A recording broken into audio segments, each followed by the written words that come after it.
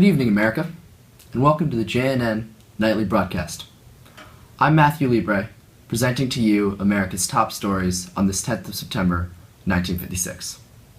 Tonight's leading headlines include growing Hungarian opposition to Soviet occupation and increased civil rights pushed by African American protesters.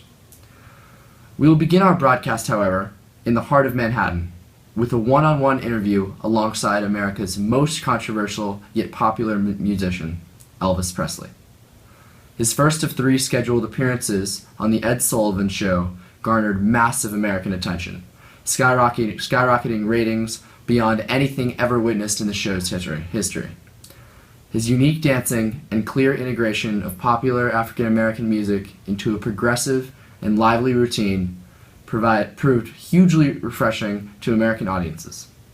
Fresh from his unprecedentedly successful debut on The Ed Sullivan Show, here is Elvis Presley himself beside our very own Matthew Bartlett. I'm here with Elvis Presley. So Elvis, what was it like growing up in Tupelo, Mississippi? Tupelo was a small, poor town. My mom was a factory worker, and my pa was uneducated and in and out of jail. We lived in a shotgun house, where you could fire a shotgun from the front door, and it can hit the back. Alright, how did you first encounter and create this unique style of music? In the slums of Memphis, when I was around 13, my family and I moved from Tupelo to Memphis. We got a small place in the slums where I was surrounded by the African American culture, and specifically the music. I started combining rhythm and country and put it to an upbeat tempo. How did you create your iconic dance style? I would have to say when I was in high school in Memphis, I started going to local African American clubs. I picked up and altered the dance moves of these clubs. What do you think about those people that say your music is provocative? Well, I just dance like how my boys did in Memphis. In particular, how do you feel about performing in front of families? I perform the same way. I am who I am, whether I'm on stage or off stage. I don't try to offend anyone. Alright, last question, Elvis. Did you feel censored on the Ed Sullivan Show? I did not feel censored on Ed's show, especially after Steve Allen. Steve tried to change me to not offend anyone, and he embarrassed me through his meddling. Ed may have been cautious, but he seemed to accept me. Alright, thank you, Elvis. Back to you. Wow. Matt, thanks. That's some riveting stuff. Now we'll head over to the host of one of America's most popular TV programs, the legend himself, Ed Sullivan. Take it away, Matt.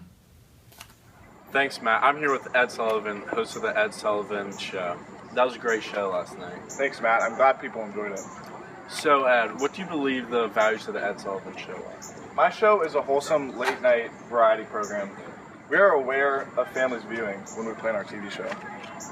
All right, Ed. If you're a family-oriented show, what's your reasoning behind inviting a performer like Elvis onto the show? Elvis is a great performer who excites the audience, and I saw the opportunity to put him on a grander stage and to give his audience a chance to view his true persona.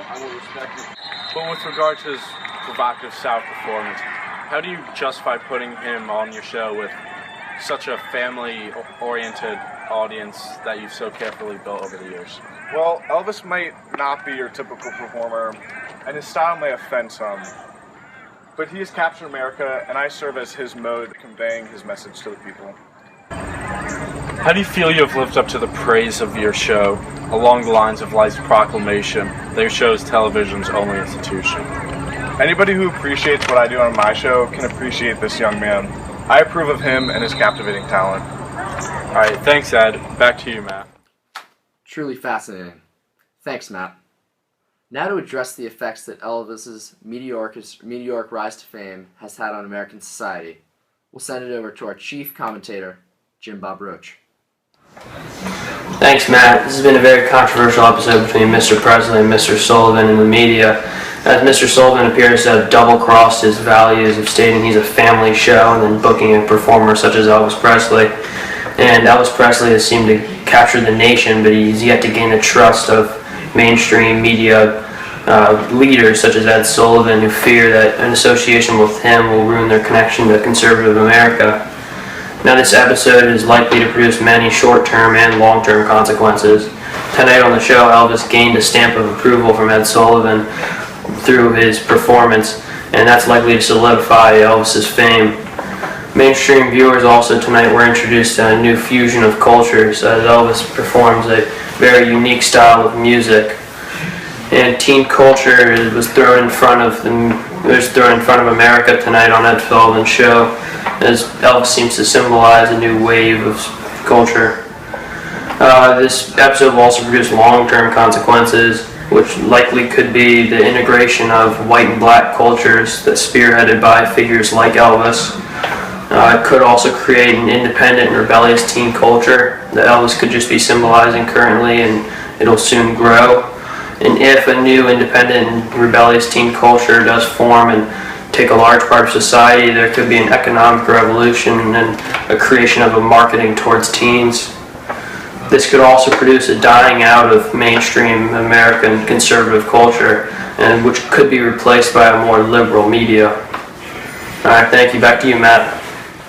What a wonderful public figure. Thanks, Jim Bob. As we finish up the show tonight, I'd like to thank both Elvis Presley and Ed Sullivan for coming out to our interviews. Just a bunch of swell guys. As always, we at JNN try to address the potential significance of the events we analyze and describe. Together, we have witnessed the fusion of African American and white genres of music on a national scale.